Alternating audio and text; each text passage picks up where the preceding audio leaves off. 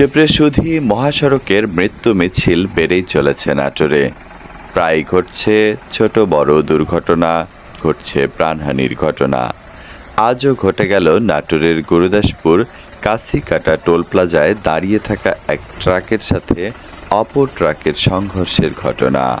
এতে ঘটনাস্থলেই আবু সাইদ নামে এক হেলপার নিহত হয়েছে। এ সময় আহত হয়েছেন ট্রাক চালক। আজ মঙ্গলবার ২৯ জুলাই সকাল ৬টার দিকে উপজেলার কাশিকাটা টোল প্লাজা এলাকায় বনপাড়া হাটিকুমরুল মহাসড়কে এই দুর্ঘটনা ঘটে। নিহত আবু সাইদ রাজশাহীর কাশিয়াডাঙ্গা থানার উত্তর বলিয়া গ্রামের এনামুল ড্রাইভারের ছেলে। আহত চালক নাসিম হোসেন একই গ্রামের টিটু ড্রাইভারের ছেলে। প্রত্যক্ষদর্শী ও বনপাড়া হাইওয়ে থানা সূত্রে জানা যায়, ঢাকা থেকে ছেড়ে আসা ট্রাকটি চালাচ্ছিলেন আবু সাইদ।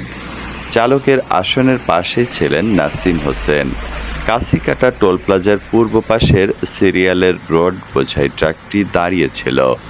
দ্রুত গতিতে থাকা ট্রাকটি পেছন দিক থেকে দাঁড়িয়ে থাকা রড বোঝাই ট্রাককে ধাক্কা দিলে ঘটনাস্থলেই আবু সাইদের মৃত্যু হয়। এ সময় চালকের পাশের আসনে থাকা নাসিম হোসেন গুরুতর আহত হন। বনপাড়া হাইওয়ে থানার ভারপ্রাপ্ত কর্মকর্তা ইসমাইল হোসেন ঘটনার সত্যতা নিশ্চিত করে বলেন, রেকার দিয়ে ট্রাক দুটি মহাসড়ক থেকে সরিয়ে নেওয়া হয়েছে। যানবাহন চলাচল স্বাভাবিক রয়েছে।